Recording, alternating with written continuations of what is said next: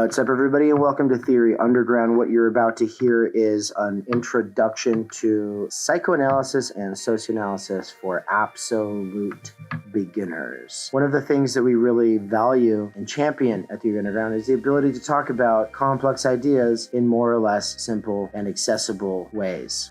This classroom of 20 students who are absolute beginners to these kinds of ideas, ages 18 to 22. If they can do it, then you can do it. If this is good enough for them, it'll be good enough for you. So, I hope that you'll enjoy it. I'm sharing it here because I think that you might. And if you want access to a lot more of these kinds of behind the scenes introductory sessions that happen through Theory Underground and the work that I've been doing here, then you can become a subscriber and you'll unlock access to a ton of this kind of content. A lot of it doesn't go on the public side of the Theory Underground channel, and got a lot of reasons for that, but the main one is we can't post too much content, and there are certain kinds of content that only really matter for people who are looking to become much more serious students, and those kinds of people are the kinds of people like our subscribers, like the TU membership. They make what I'm doing possible. Thank you to you all. You're awesome. All right, but anyway, even if you never do become a subscriber, I hope that you'll enjoy this video on a little background on psychoanalysis and how it translates into socioanalysis for me. Also, keep in mind, because this is for absolute beginners, I am oversimplifying. Obviously, Freud and Lacan think about society, and obviously they do not just look inside of the individual, but nevertheless, they don't think about habitus and field, and so I think my points still stand. Cool. Enjoy.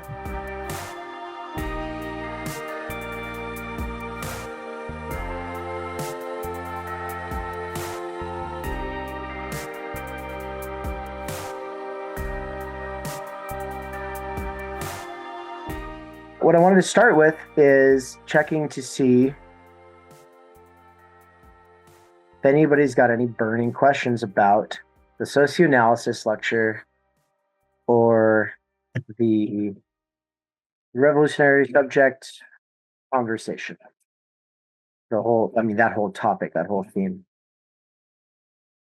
If anybody's been thinking about those things and has a question that they'd like me to address,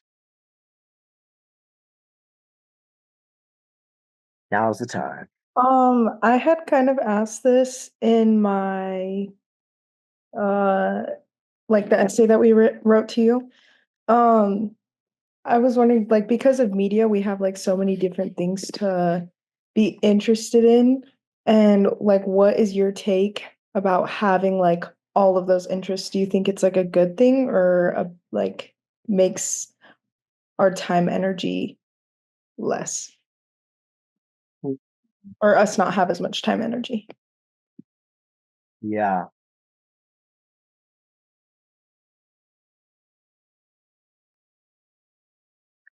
So kind of, half the class is on TikTok, a quarter of the class is on Instagram. Everyone else is spread out across a bunch of other platforms. We're all following different things, different kinds of content. And is the question is that good or bad? Is the question about whether that's good or bad? Kind of.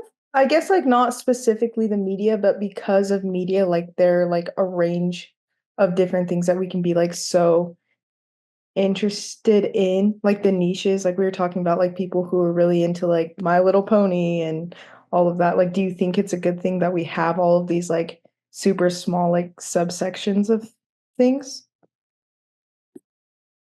Yeah. Well, I can definitely think of positives and negatives, right? Positives being you get to find out if you lived in a very mainstream society where everyone was kind of following the same mainstream media, there would be all kinds of capacities or interests that you have that you never really just get to discover. So there's that. But on the other side, you also get sucked into little niches that make you hard to understand, and it makes it hard to communicate with other people outside of those niches. And so that's a negative. Time energy wise, I think that the biggest problem is always going to be the job-centric society and the fact that you have to work full-time. And if you're not working full-time, it's because you're probably going to school full-time. And the school full-time ultimately becomes more about preparing you for the workforce than it does about helping you discover your talents and cultivate those under tutelage so that you can live a passionate life. But we also have to be realists about that situation. If that is the world we live in, it doesn't help to just be like, I don't like it. That's terrible. I'm against it, because it's still real. And so we kind of have to be realistic about it, right? And so uh, if everybody's exhausted all the time and everybody's on different wavelengths because everyone's kind of consuming different niche media, uh, for me, it's less of a question of whether it's good or bad and more of a question of, so what? What does that mean for us? What does coming to terms with that situation look like? How can that help us become more mature in our goal setting, in our expectations, and how we communicate with other people? So it's a bit more about like dialing in our expectations. And a big part of that is, not beating yourself up too much and uh not I guess this is a complicated thing to say. So how to say it? There's beating yourself up too much because you keep setting really high expectations and then failing. And then there's doing that, but to other people. So instead of beating yourself up, you're looking down on other people and going, oh my gosh, she keeps saying she's going to do this, but then she does that. Oh, he keeps saying he's going to do this, and then he does that. And it's like, well, we all fail in various ways. Some of us more obviously than others, right? Um, some, you have extreme obesity on one side and you have extreme anorexia on the other side. And those are both obvious to most people. But then there's a bunch of other ways that we have our excesses, and those can be a lot less obvious. And so it can become really easy for someone who looks somewhat regular to to look down on the people who are obviously less regular, to be like, oh, that person's not normal, or oh, that person's obviously got a problem. And it's like, well, don't you have problems? I mean, you probably have problems too, right? And so what I'm trying to get at is that whether it's you beat yourself up or you beat other people up, either way, uh, coming to terms with how we're all lacking time energy should help make us more empathetic to one another, right? So it's like, oh, that's that person's coping strategy, and that's that person's coping strategy. So what's my coping strategy? My coping strategy is 7 hours on TikTok every day, And then let's just say that it's not 7 hours, it's more like an hour throughout the day, little bits and pieces here and there. And that's just a way of filling in the gaps of your day, Should you beat yourself up for that? Is that bad? Does that waste all your time energy? I think the general tendency when people talk about these things is to beat themselves up or to say, we need to get off of our phones. We need to stop doing this. And it's like, well, for about 50 years before the smartphone, what was it? It was television.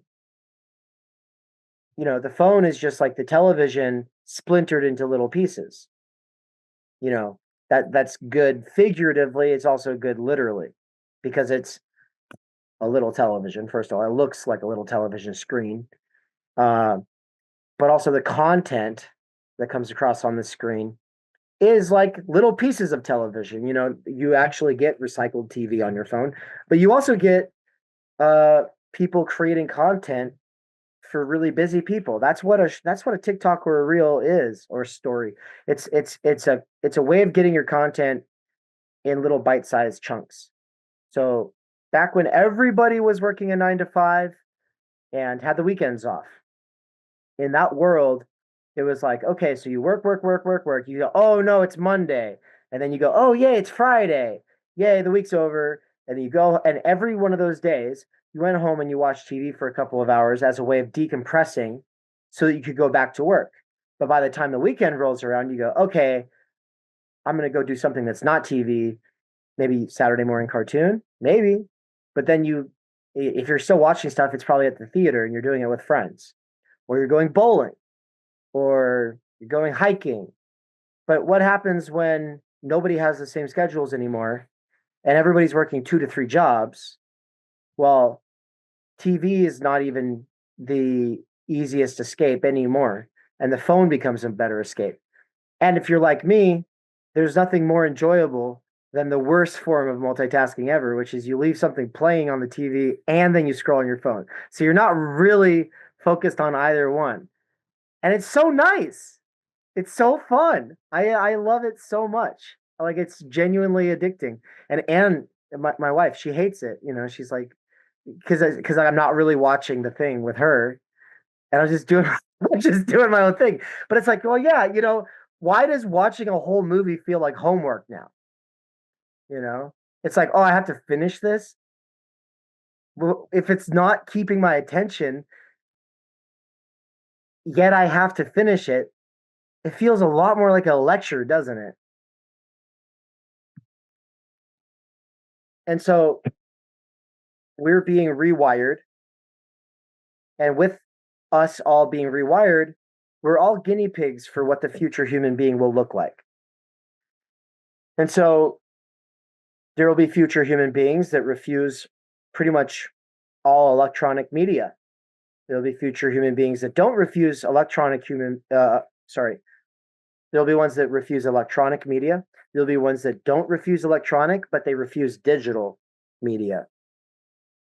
And then there'll be people like some of us here right now who might say, well, I'm not going to refuse digital media, but I will refuse TikTok. Or maybe you were finding that YouTube was a bigger time suck, and so TikTok's a nice little way to get your dopamine hit and then get back after it, right? And so I'm a lot more interested in analyzing the situation, not trying to be objective, but I'm also not trying to moralize a whole lot, because I think that the problem in part is that we just keep beating ourselves up. And so I wrote a little piece a little while ago. If anyone's curious about it, I'd be happy to send it to you. Just email me about it. It's a piece where I wrote it when I was up in the foothills outside of Boise, and I was thinking about how all the people I'd done critical media theory with, well, I can't say all, but several of the people I'd done critical media theory with were beating themselves up even more than they had before we did the research. They became more aware of their phones, and so they were beating themselves up more. And I was like, well, that wasn't really the goal. The goal was that we get a freer relationship with our devices, not beat ourselves up for using our devices. Because if you're beating yourself up for doing something, that doesn't mean you're free from it, right? Like now you're taking something that was a bad situation and it's compounding, right? So it's like, it might be bad to drink a soda every day and or wake up and have a sugary breakfast, right? Like that might be bad, but it's also bad to keep doing it and be beating yourself up for it, right? So people will try to take on a diet, whether it's a sugar, no sugar diet, or a, no TikTok diet, but then they'll find themselves binging, and the binging is worse for you than if you just let it be. And so in the piece that I wrote that I'm saying, I'd be happy to share, I go into a little bit about Lacanian psychoanalysis, which will be a good segue to talking about field analysis or socioanalysis, which is ultimately what I wanted to talk about today. Now that you've all listened to the socioanalysis lecture, several of you said that you were confused by it in your reflections, and that's good. That just means that hopefully I'll say something different today, or maybe I'll restate something slightly differently, and the light bulb will go off. Some dots will connect. You'll go, oh, okay, I get it now, right? So we're talking about psychoanalysis because we're talking about drive. And the reason we're talking about drive is because we're talking about beating ourselves up. And as soon as we talk about beating ourselves up for something that we can't stop doing, we're talking about drive. Freud, the father of psychoanalysis, he called it death drive. And the reason it is like death drive, the reason he calls it death drive is because we're constantly undermining ourselves. And sometimes when you undermine yourself, it actually leads to death, right? So an example of that, I talked about anorexia and extreme obesity. Either one of those are situations that can result in death or shortening your lifespan. But same with cigarettes, right? Same with rock climbing without a harness and ropes and a spotter, like that kind of thing. People get their fixes or their fixes for thrills in all kinds of ways. Maybe you keep doing it to your bank account on shopping binges, right? You see some new item and you go, that would solve my problems. Or you go, that would make me look so good. I would look so good if I just had that thing. And you're like, oh, I just need it. And then this part of you is like, oh no, I can't do it. It's $600. That's crazy. I can't do that. But the other part of you is like, shut up. I'm going to do it anyway. And you're like, no, don't click it. Don't click it. And then you click it. And then you get it. And then instead of feeling so satisfied, like your life is now complete, you're beating yourself up. And you're like, oh, why did I do it? And the same thing is true with people who gamble a lot. Or people who like to buy drones and then fly them around and crash them into trees. Like that's a circuit. It's a circuit of enjoyment, we would say in psychoanalysis. I mean, I literally feel it. I get the feeling. Like with drones, I've flown them. It's exhilarating. There's adrenaline. And then it crashes and you're like 1 second, everything's awesome. And the next second, you've lost your drone. It's like, that's $600. Oh, no. Right?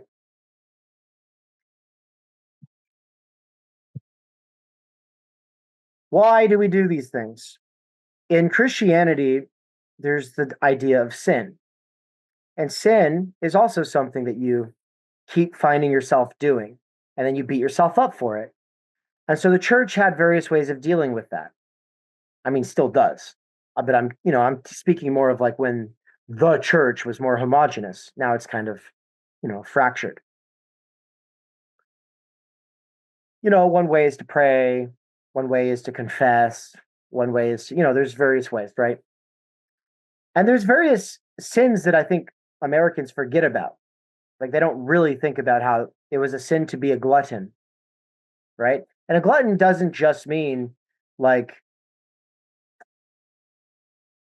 I don't know, you go to the buffet every couple of days or something like that. It's like, no, pretty much almost all the ways that we consume as Americans would be considered gluttonous by middle-aged standards, right?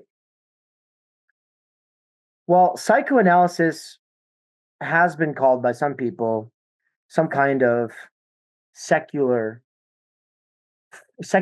form of Christianity. There's various aspects of Christianity in psychoanalysis. So in the church of old, where did you go? You went and confessed to the priest. And then in the Protestant version of that, you confess to the pastor. Or no, sorry, straight to Jesus. It's just direct. You don't need the pastor. You can just direct communion. Which of course I would say is kind of convenient, kind of lets you off the hook from having to talk about it with another human being. So I don't know that if it's as effective. So at the point that people were no longer going to confession, they started going to psychoanalysis instead. And nowadays, of course, we don't do psychoanalysis in America. We go to therapy or counseling. But therapy and counseling are kind of like knockoff, poor people versions of psychoanalysis. Psychoanalysis still exists. It's just very expensive, and it's mostly Europeans who go to get it. But psychoanalysis has this sort of secular vibe to it, or religious vibe to a secular mission, because it's all about people doing things they don't want to do and being like, this is a problem. I don't know how to stop doing this thing that I keep doing. So, if you have extreme OCD, it means that for it to be labeled a disorder, it has to be interrupting your ability to live a normal functioning life, whatever that would be. Of course, in a capitalist or job-centric society, so, this would be true in a socialist society as well, one that is job-centric, what matters about normalcy is, can you go to work and do your job? If you can't go to work and do your job, there's a problem with you. And so we'll call that a disorder. So you might be like very obsessive compulsive, but it's only at the point that the obsessive compulsion gets in the way of your ability to go to work that they're like, okay, it's a disorder. Now I'm being a little simplistic because it could also be that it's getting it's somehow ruining your ability to have a relationship. Right? If your OCD has been the reason that you keep getting dumped or that you keep parting ways with partners, then you might seek psychoanalytic help. That makes sense, right? So a thing becomes a disorder at the point that it's getting in the way of your life. So people can gamble or drink alcohol or shop, and they're doing it within moderation, as defined by your ability to maintain relationships and keep working a job. But at the point that gambling or even a sex addiction, at the point that it becomes so problematic, you're not able to hold down a job or a relationship, people are going to, you need help. They're going to be like, oh, you need help. And then you go try to get help and they're like, oh, you're here. And it's because you can't get that thing under control. So here's a diagnosis. Here's a medication. Now get back to work. Well, with psychoanalysis, it wasn't really for people who had to work. So it's a little different. Psychoanalysis was for rich middle-class people who maybe are like trust fund babies. Right? A lot of women in the Victorian era were going to Freud, to his clinic, and they were talking about how they couldn't hold it together anymore. Right? And they would kind of go off and they're just like babbling and they weren't really making sense anymore. And so they developed a term for this called hysteria, right? Well, and it's also because they didn't have a real role in society, not a good one. They didn't really have any real future on the horizon of possibilities. It's because their position in the relations of production as women, as middle-class women, their position had changed. It wasn't what it was for their grandmas. And it didn't make sense anymore. And so people were putting like inordinate expectations on them, right? And then you had all these men coming in with all their problems. And so Freud, he might have been kind of crazy, but he also undeniably cared about human beings and trying to alleviate their suffering. And so, he's kind of this epic figure from the history of ideas because he tries to make a break from philosophy. He tries to make a break from really dumb kinds of psychology that are just going to look at the shape of your head or lobotomize you if you have a problem. Like, oh, this girl can't stop babbling about stuff that doesn't make any sense. Let's take a needle and just like pound it into the center of her skull. Up, that changed her behavior. She's not as annoying anymore. Fantastic. She's cured, right? Well, Freud was like, nah, man, I think it's a lot more complicated. People are complicated. And so he's thinking about repression and about how we have impulses, animal impulses, that we can't always act on. Oh, you feel attracted to somebody. Well, you don't get to just run over to them and be like, oh, you're attractive. Let's start making out. It doesn't work that way, right? We live in a society. It's a civilization. We're not like pigeons. You watch pigeons and the male pigeon is just always chasing the girl pigeon around and she's always just kind of running away. And then eventually he catches her. It's just like, we can't live that way. That's not a way to live in a civilization. So you try to do that, any one of you, it's not going to work out. we're going to put you in jail. All right. So no more. Well, that's a problem because you have impulses. What are you supposed to do with your impulses? Well, you have to redirect them. You have to shove them down. But when you shove them down, what happens? Where does all that energy go? It needs to escape somewhere. And so we find all kinds of weird ways of redirecting that energy, Freud thinks. So we redirect that energy where? To gambling, or to shopping, or to porn, or to yada, yada, yada, yada, yada. Overeating, undereating, right? Pretty much anything that's normal for humans and necessary for survival, you can take it a little too far. And it can get addicting to take it a little too far. But it's not addicting like, oh, yeah, this is pleasurable. No, it's addicting like you're beating yourself up for doing it. So now I'm bringing it back to that piece I wrote, and I'll tie it back into field analysis, right?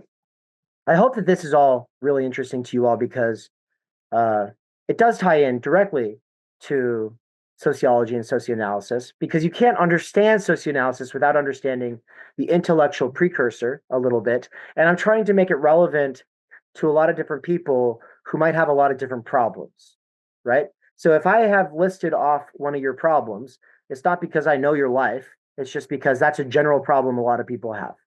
But also, if I am missing your problem, if you have a problem that is not that, you should be able to imagine what your problem is. You should be able to kind of go, oh yeah, I see how this would relate, right?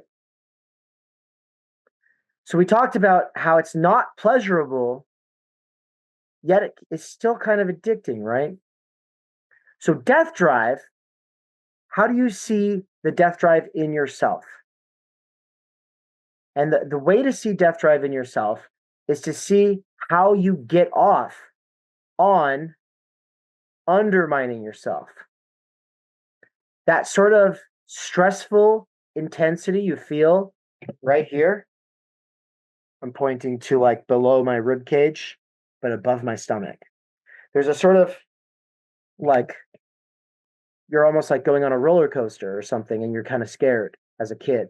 If that kind of feeling occurs, and you're thinking, oh no, no, I'm going to do it. I'm going to do the thing. I don't want to do the thing. How do I stop? Well, going back to if you didn't have to work a normal job and you got to spend a lot of time going to art galleries and operas, and you were living hundreds of years ago, the answer is psychoanalysis. And that is something that happens between you and the analyst.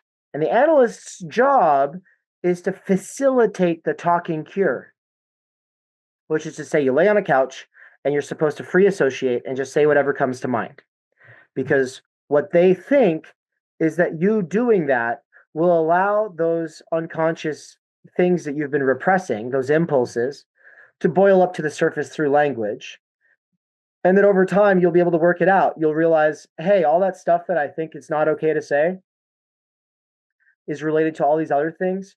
And I can kind of work it out in a safe space, right? There's a safe space for me to be able to kind of just say the wrong things, say the things I'm not supposed to say. Like, oh, I hate my husband when he does this. Well, why don't you tell your husband? The analyst would never, ever say that. Because for the analyst, the point is not so much like to give you advice. It's to let you just get it off your chest in a place where it's fine. Get it off your chest. Nowadays, they'll tell you, oh, well, this is your trauma, and now you know what your trauma is, and now you have to set boundaries with people. And so they try to equip you to go back into those relationships and set up boundaries, which is a very complicated thing, especially for people who don't have a lot of time energy. Because if you don't have time energy, and neither does your partner, and now you're having very exhausting conversations about boundaries, it just gets more and more complicated to the point where some people would rather be single. Right? Well, back then, we're talking about people who, at minimum, had lots of time and energy. It might not have been socially available so that they could really do stuff with other people or whatever. They might not have had good institutions for developing their capacities or whatever, but they at least had the time and the energy to go and lay on Freud's couch or someone like him and then kind of just like free associate and get it off their chest. But what Freud realized is that people aren't going to simply be cured because they figured out what their problem is. People will not be cured because they simply realized something they're doing can be avoided. What he realized, and this was halfway through his career, is there's this thing called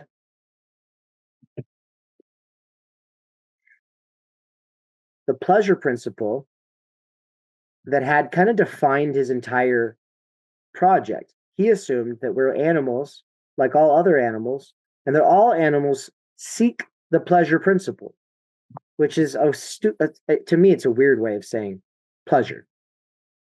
When you call it the pleasure principle, we're really just putting a fancy concept on the idea that people want pleasure, which is the same thing for them as saying that you want to avoid pain. Right? So we all want to avoid pain. So whether it's gambling or sex addiction, porn addiction, food addiction, shopping addiction, we're all in the same boat as humans in that we want to avoid pain and we want to pursue pleasure. But there are ways of pursuing pleasure where we max it so hard, we regret it afterwards. And then we find ourselves caught in a weird little loop. So let's just say any one of you, I'm not going to call on anyone's names because this is officially like awkward. We're talking about some sensitive or delicate issues here. So I'm not going to even hypothetically use any of you. But I'll use myself, okay? Let's just say I had the thrill of losing a lot of money while gambling. So I went gambling and I was like, oh, this is exhilarating. And then I was like, oh man, I wasted all my money. I won some, but I lost more. Great. Guess what? That was not addicting for me. I was like, hell no, I'll never do that again. What a waste of money and time. That was so stupid. But then I like overeating. I don't like it. Obviously, I don't like it at all. But it's comforting. And it helps me like wind down after like a long day's work. What I'm trying to get at is that and this is a technical concept worth writing down, your libidinal economy. Your libidinal economy is the term that they use. Your libidinal economy is going to take to different things different because you're a different kind of person than another person. So whereas it would be eating more than I want to in one situation, or for one person, for the next person, no, it's gambling, right?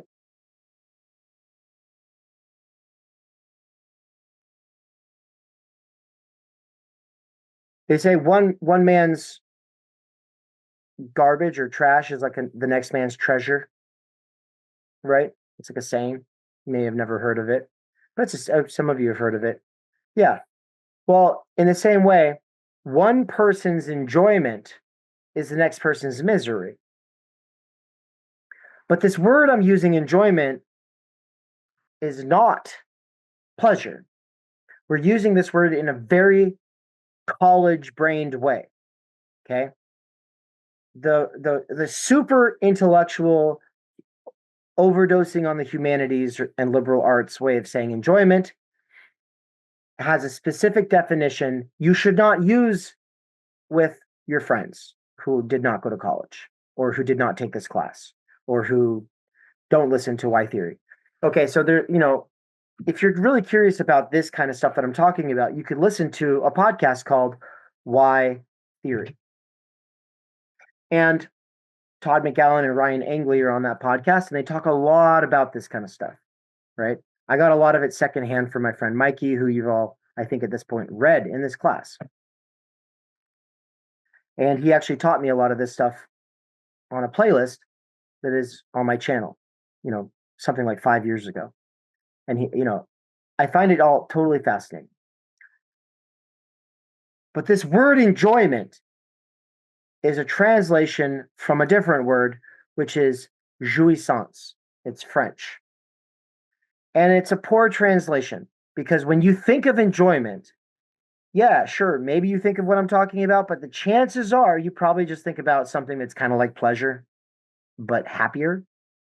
Like, yeah, I enjoyed the movie, or you're enjoying yourself at the beach, right? We're not talking about that at all. That's pleasure in the American sense. All right. You feel pleasure to be at the beach with your friends, right? Jouissance, or enjoyment in this very specifically psychoanalytic sense, has to do with a kind of intensity that builds up down here. It's the kind that I was just talking about that relates to death drive. If you're not aware of it yet, you're going to thank me later. Because when you become aware that you get this kind of enjoyment from an activity, it changes your whole relation to that activity. You become more self-aware about it. So I'll use an example. Road rage. A lot of people who are doing road rage think that they're doing the sensible thing. They're driving the way that one is supposed to drive. And they're mad at all these other people who don't know how to drive. But they don't really get there much quicker. They basically get there in the same amount of time. They're just driving like a maniac and they're scaring people. But they feel, yeah, it looks like Bella's probably dealing with that right now. She's got a road rage problem for sure. Look at her. No, I'm just kidding. I'm joking. It looks like a bumpy road, actually, is what it looks like. No? Yeah. So if you ask the person who's road raging, are you enjoying yourself? They go, no, I'm so frustrated. But in reality, they're getting their jouissance from it. The jouissance is the kind of excessive pleasure that pushes that pleasure to pain and is addicting, and it actually undermines you. It undermines your symbolic status by making you look stupid or immature. And it might even undermine your actual life, because you might accidentally roll your car or kill a family of other people because you're driving poorly. Right? Well, there's also the jouissance that you feel, the kind of sick enjoyment, the sick intensity that you feel when you're coming up on that need to go back to the casino to gamble again and blow your entire paycheck and really complicate the relationship you have with your partner, perhaps. Right? There's an enjoyment in the getting in your own way, is how we talk about it. So it's a sick, excessive undermining, kind of like sin. Kind of like sin. That's why I made the comparison to Christianity earlier, but it's not necessarily the same. So let's just say that it's a sex addiction and it's going to ruin your marriage. Well, in Christianity, that would be a sin. But if you're purely secular, you could be an atheist. It's still a problem because you can't seem to control yourself. So in that case, what was a sin in Christianity is also a problem, even if you're a secular person. It's still a problem. And in either case, you feel like this intensity, this addiction, this I'm undermining myself, but I can't seem to stop. Oh no, why am I doing this? Okay. But there's all kinds of things that we do that we get our jouissance from that are not sins in a traditional sense. And that's something that I find very interesting about this psychoanalytic discovery of the death drive. So let me give you an example. The Bible does not say you should drive the speed limit, right? That's not a thing. In fact, nobody in our society thinks you should drive the speed limit. Even cops don't really hold you to the speed limit. Everyone knows that if you're just going 5 miles over, 5 miles per hour over the speed limit, you're going to be okay, right? So then what's up with that person who goes 2 miles an hour under the speed limit? What are they doing? Why are they doing that? And this is the connection. In the same way that the person who's road raging is getting their jouissance from that, the person who's driving 2 miles under the speed limit is also getting their jouissance. And they get it because they feel like they're like this. I'm righteous. I'm safe. I'm a safe driver. I'm a good person. Look at how safe I am. But look at those crazy road ragers. They keep getting up on my butt. Why are they riding my butt? Why are they always like just tailgating me? Right? So you end up being like oh, I'm actually good. I'm not speeding. But that person's crazy. They don't practice safe following distances. When in reality, by sticking to the letter of the law, you are breaking norms. The norm is to go 5 miles an hour over. And you're actually pissing people off by driving this way. So driving in a way that's too pure is actually messing things up for everyone on the road. And now you've got people whipping around you, flipping you off. And you go, oh, I'm a victim. I'm so oppressed. These people are so mean to me. And of course, the person who's road raging is like, no, you're just an asshole. And then like a normal person, let's just say that a sensible driver, like an 80% of the time, like 80% of the population would say, yeah, but you're kind of asking for it because you're driving like right under the speed limit. That's very frustrating for everyone. No one can use their cruise control because you're driving this way.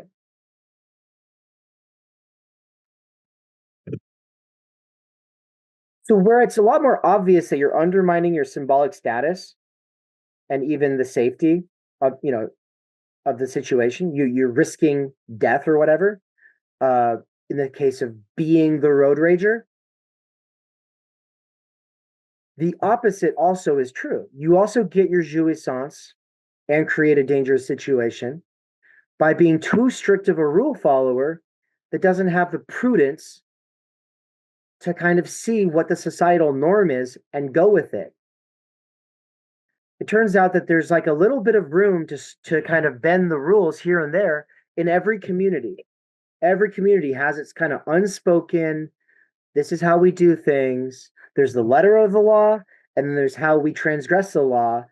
And you can come into a community and try to transgress its laws, and you're probably going to get kicked out because you don't know how to bend the rules yet. But once you kind of have been around for a while, you start to get a sense, this is how I can bend the rules. Right? Because you realize, oh, we're all in it together. We all go 5 miles an hour over the speed limit.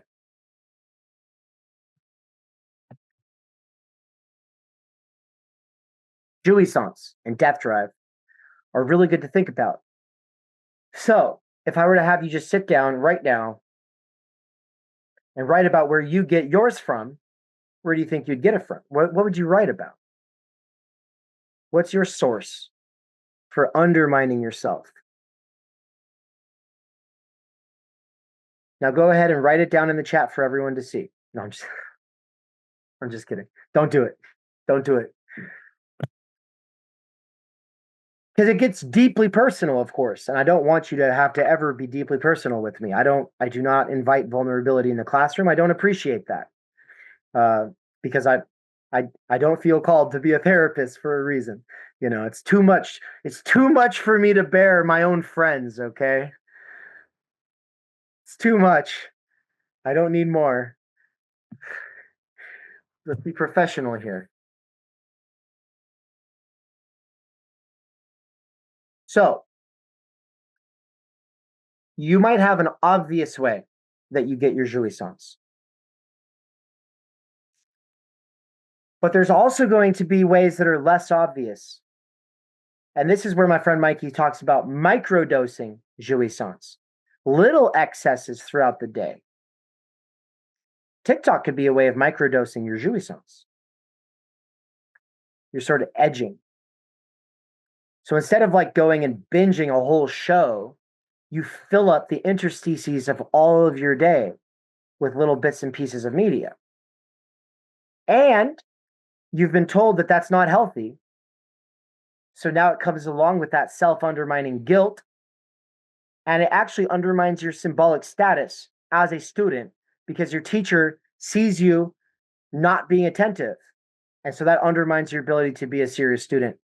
It also undermines your ability to be a serious catch in terms of dating because, sorry, like you can be attractive, but if you lack the ability to pay attention to your friends or a potential love interest, it's not going to work out for you, right? So there's a lot of ways that the phone thing could be undermining this image of yourself that you want to maintain. So let's just say that you really want to come across like a level-headed, reasonable, and mature kind of person. But then like once a week or once a month, you fly off the handle and you throw a big tantrum and you punch the wall and you make a big scene. Or you like throw something and it smashes and people are like, oh my gosh, and they drift away.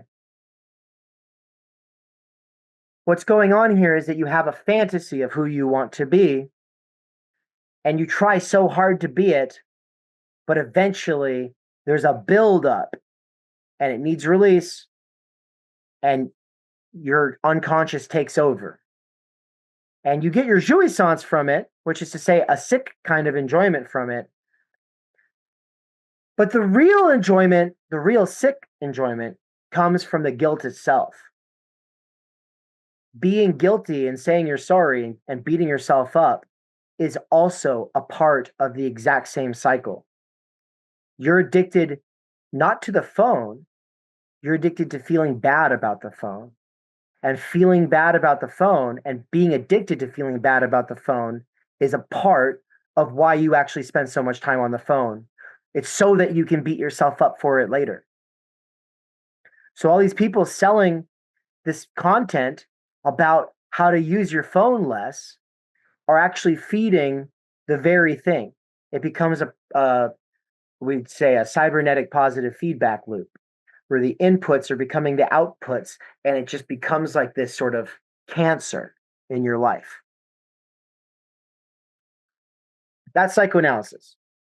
There's obviously a lot more to psychoanalysis, but that's kind of what I wanted to focus on.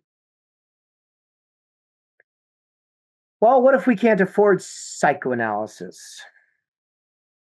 And what if we have to work jobs? Unlike Freud's patients, we have to work jobs. Well, they're going to say, it's a disorder. Here's some medication for that. And maybe they'll also give you some sort of self-help advice. They'll tell you, oh, well, yeah, I have a diet, but you can have a cheating day. Right? Like they'll find some little way of like helping habit formation, slight adaptations of your habits, right? It's called CBT, right? Cognitive behavioral therapy. CBT can be very good for people. It can really help you become functional again if you've kind of lost your ability to be a basic functioning adult. CBT can get you back on your feet. But CBT, being unaware of the fact that we all have our little jouissance fixes that we need to get, doesn't usually accept or fully comprehend the immensity of the problem that we are all in as human beings. This need for excess, this need for guilt, almost, is how we could say it. Now, that's the psychoanalytic account. I don't buy it. I think it's wrong. So if you were sitting here arguing with me in your head about how you think it's wrong, congratulations. We all agree. Now, how wrong is it, though? Because a lot of it sounded right. A lot of it seems to have something going for it, right? It can't be purely wrong. It's clearly getting at something.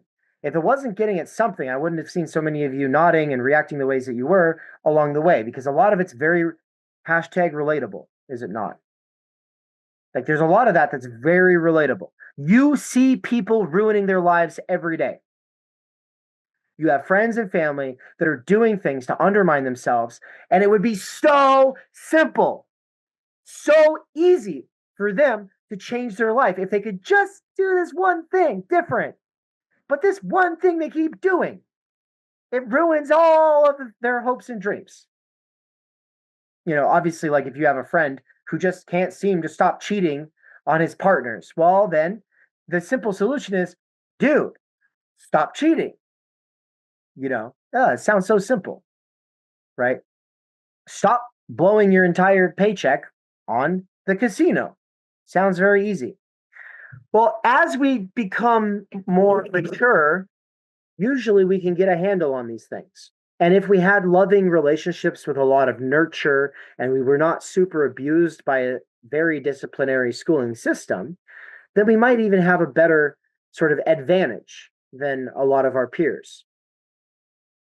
Now, if you have an advantage over your peers when it comes to these kinds of things, it can become very easy to lord your virtue over them. Oh, I'm a good person. I don't do those things. I'm so smart. If I was you, I would do things different, and then my life would be great. Easier said than done. You don't actually have to live that person's life, right?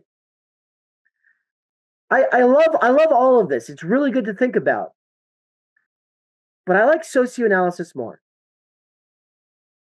I like socioanalysis more because I can't recommend that any of you go see a clinician at a psychoanalytic clinic. It's expensive, and it's not centered around people who work jobs. It's kind of not made for you all, who are, for the most part, working class, right? Most of you come from the working class. Your parents come from the working class. Even though you're going to become professionals through this experience at Boise State, you will be following professionals for the rest of your lives, which means that you have to constantly improve yourselves to not sink into the lower working class. You will have to constantly stay competitive. The chances for Tyler or Taya or Carter or Easton to just have an easy transition from college into a career where you get a six-figure salary for the rest of your life and you could probably work at the same place until you retire. No one thinks that that's realistic anymore, right? No one's thinking that's easy. No, that's why you have to hustle and grind. That's why there's no time to watch movies and shows. I just get little bits of TikTok in the bathroom, like that kind of thing. I'm on the go. I'm on my grind set, right? And so in the same way, if you were to add psychoanalysis and actually seeing a clinician on a weekly basis to your schedule, not only would it be super expensive and go on for 15 years, but also the entire clinical approach that they take to you is one that's developed for upper middle class people who don't have to work the same that you do. And they have a very different horizon of possibilities because they live in, and are situated in a different position in the relations of production.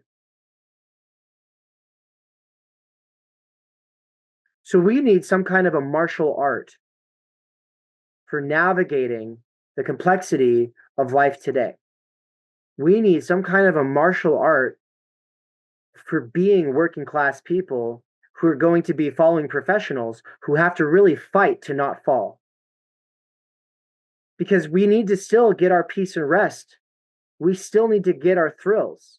We still need to be able to have our little excesses. But we also need to have those not kill us. So a big part of that for me is time energy theory, because we have to understand that the expectations put on us by other people often come from a class above us.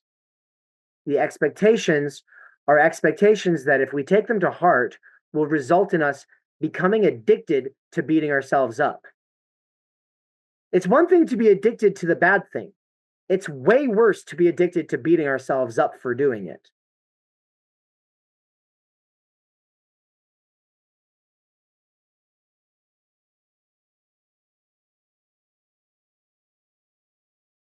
So what can we do with that?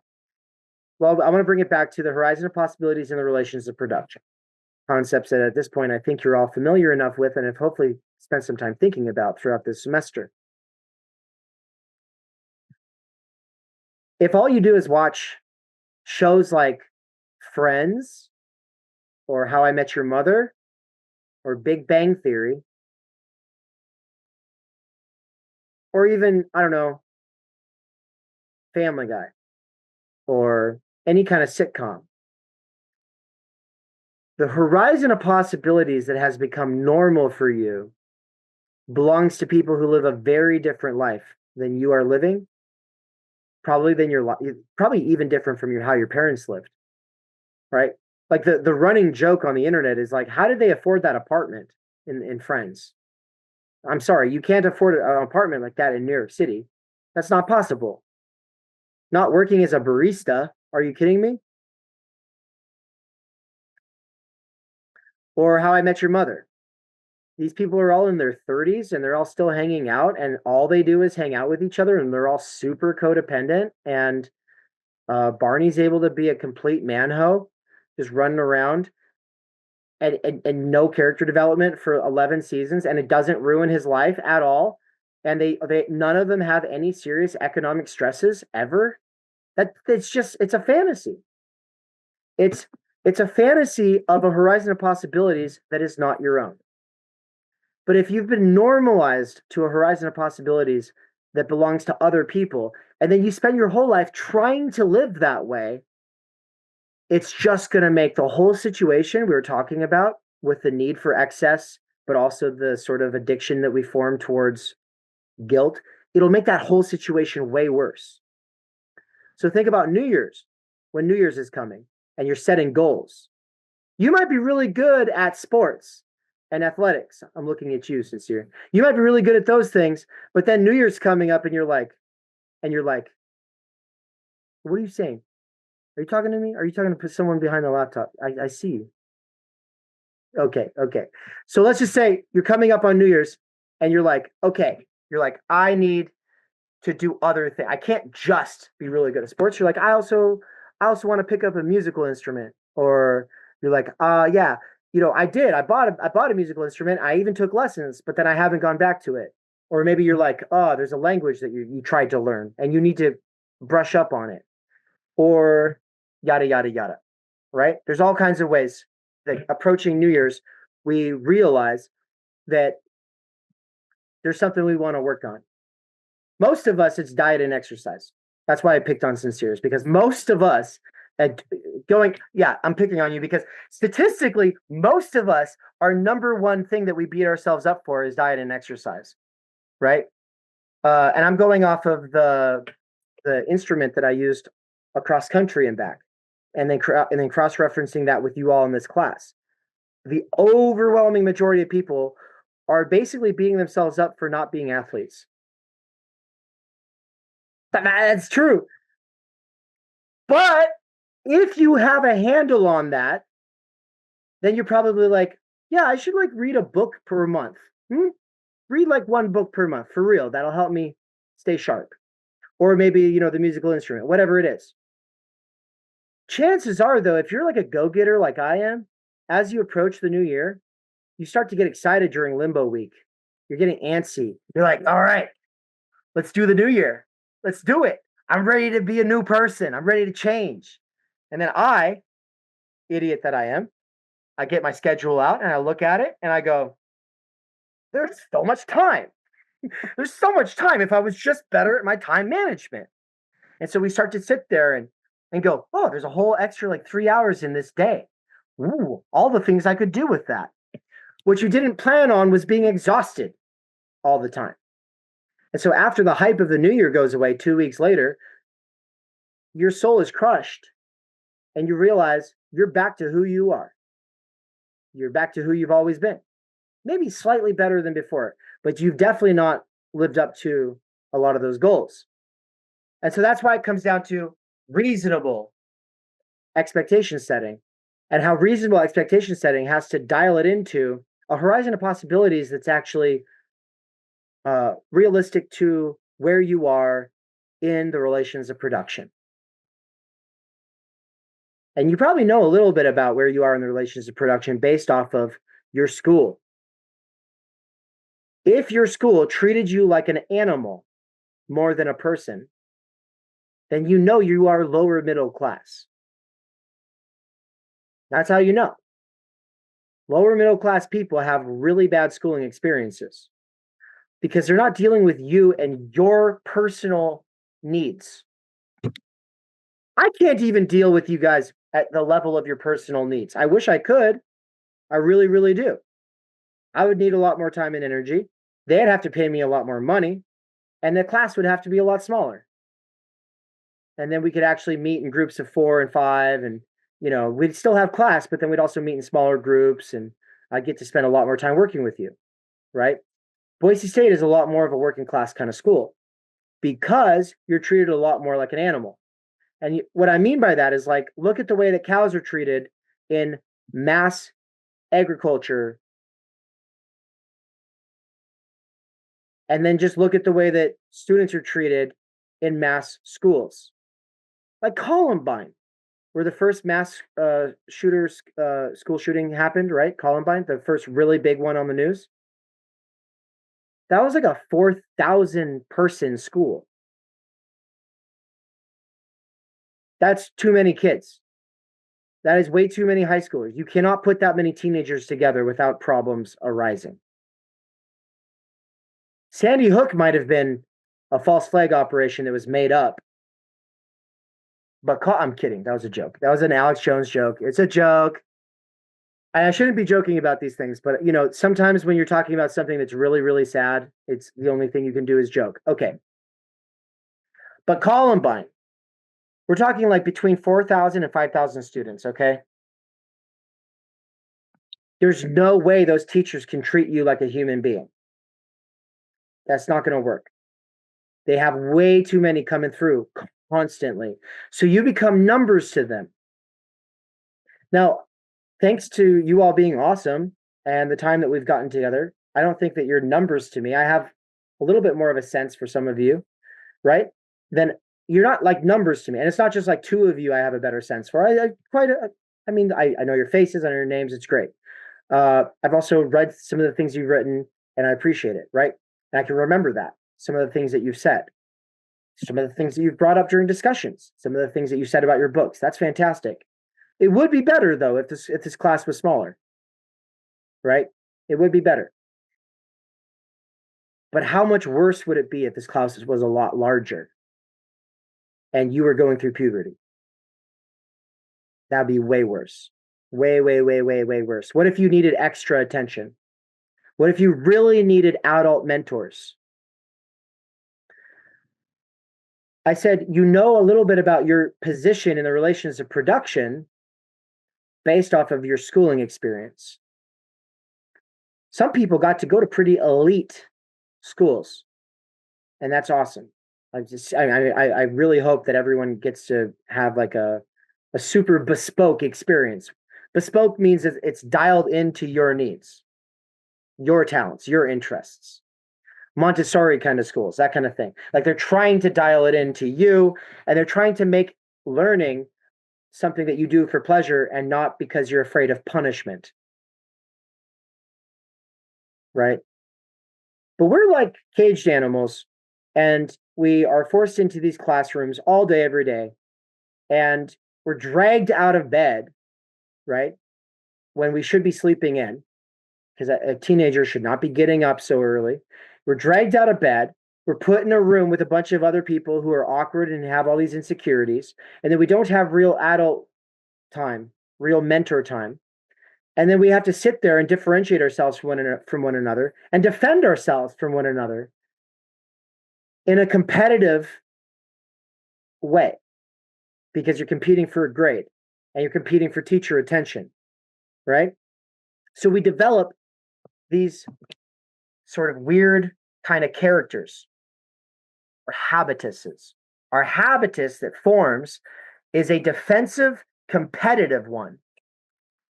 We become defensive and competitive, but we don't feel that way. We just say, well, I'm not like that. But you get all your meaning and your moral worth from not being like that other person. So I'm not like the class clown. I'm not like that punk. I'm not like those kids who smoke pot behind the gym. I'm not like the person who's dropping out of this class. Oh, I'm not like that person who tries way too hard and sits in the front of the class. You see how the person who's smoking behind the gym can be like, I'm not like those kids. They're all morons. They're getting suckered for this whole thing. But really, you know what I mean? Like everybody in any position in the classroom can tell themselves a story about why they're okay because they're not like that other person. That's what I mean by a competitive identity. Thanks, Bella. So yeah, how does this relate back to psychoanalysis and finally socioanalysis? Well, your habitus is your beliefs, your expectations, your sense for what's possible, for what's not possible, and it's also your actual habits. It's also your horizon of possibilities. That's your habitus. But habitus forms as a way of navigating a field. And a field is not like a farmer's field, and it's not necessarily like the field of biology, though those things are also fields. But we can think of the field of schooling itself or of education. You can think of anywhere that there are people and there is status to be won or lost, you're in a field. Now, if you're not invested in the field and you don't care about winning or losing status in that field, then it's not a big deal to you. But people who do care a lot, it's a matter of life and death. And if you don't feel like there's a matter of life and death when it comes to your respect, your honor, your prestige, your future tied up in a field, then you just haven't found your field yet. Chances are you will find your field. That's the whole point of the university, is for you to find your field. But once you are invested in a field, it defines you in a sort of sense because there's symbolic capital to be won. And if you win that symbolic capital, then you will succeed. So in biology, maybe that could look like raptor research, right? Boise State's really good at that, raptor research.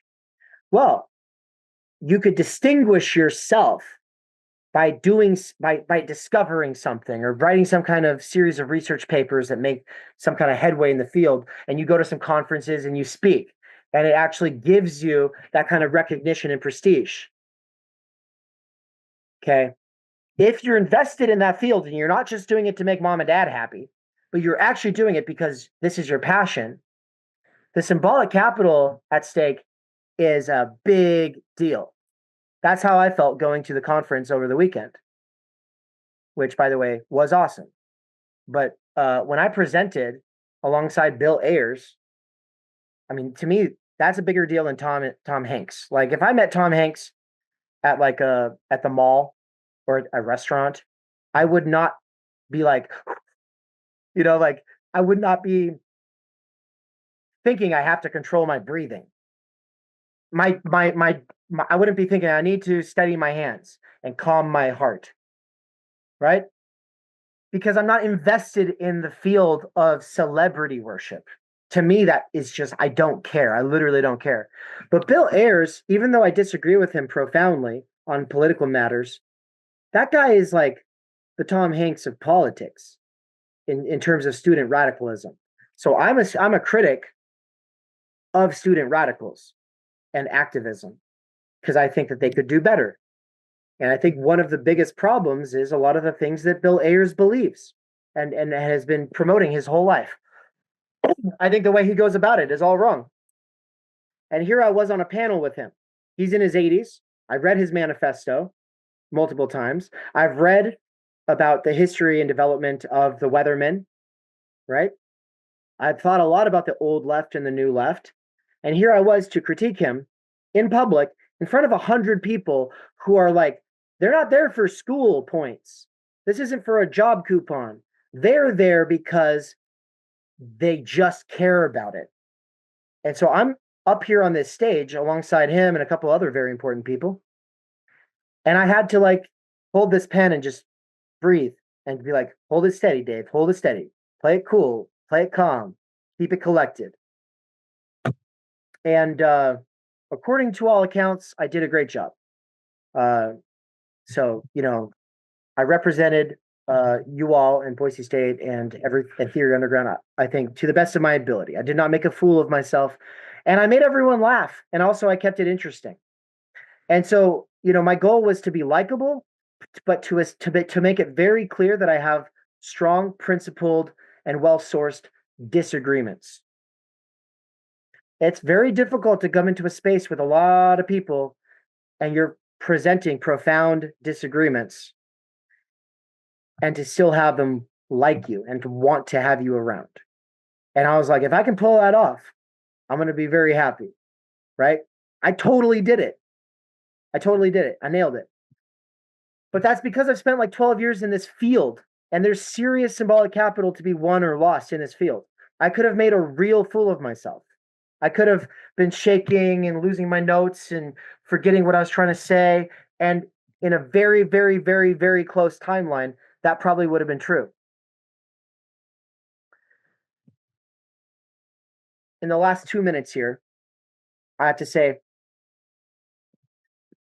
the difference between psychoanalysis and socioanalysis is that psychoanalysis it assumes that the problem is inside of you. Whereas socioanalysis assumes that the problems that you're dealing with have something to do with the field you're navigating. The position you hold within that field, or maybe the position that you held before you entered that field. Because there's always the field you were in before the field that you're now in, because we move between fields. Leaving elementary school was leaving a field. You were still in the school, but now you're in a new field, right? Becoming a junior is very different than being a freshman. The field itself has changed because your symbolic status has changed. How does this all relate to jouissance and drive and the sort of thrills that we get from undermining ourselves or from feeling guilty about the things that we keep doing? And I can't really get into it because lecture time is basically over, right? So I'll just say for now, the habitus that we develop includes those things that we do for pleasure and that we also do to undermine ourselves for jouissance. It's all a part of a circuit, like a roller coaster that we go on every week or every month. It repeats itself. And that's a coping strategy. The highs and the lows, they're all interrelated. And where you find the pattern, you can realize that pattern, it might not be you, but it is you in that field. And one way of getting out of it is to just leave and go to a different field. Sometimes a change of scenery changes everything. And so I want you to keep that in mind. If your problems are getting so bad that it's going to really ruin your life, forget about what you're doing and get into a different field. You just need a change of scenery. I kind of want to leave it on a positive note because it'll never, ever be too late to change course if you are stuck in a loop that's really, really bad. All right. Thank you, everybody. We cannot do direct revolution, but the only way to lay the foundation for it is to do what you are doing to move the underground. It's a theoretically correct title. Theory Underground exists to cultivate the conditions necessary for a working-class intellectual renaissance that goes beyond old political categories or other identitarian niches. At TU, autodidact workers with earbuds and professionals who see no future in existing institutions or movements are able to challenge their doxa and develop an understanding of the situation we are in. If you subscribe at theoryunderground.com, you'll get access to a package of courses, including my Intro to Fault Line Theory, which includes Intro to Nick Land and Intro to Slavoj Žižek. These courses are being woven with the 3 courses that take place on a month-to-month basis, spread out throughout the year of 2025. Those courses are 12 Core Concepts and the Fundamental Problems with the Situation Today with social theorist David McKerracher, 12 Essential Political Thinkers with political theorist Benjamin Studebaker, and The Philosophy of Nature with philosopher Nina Power.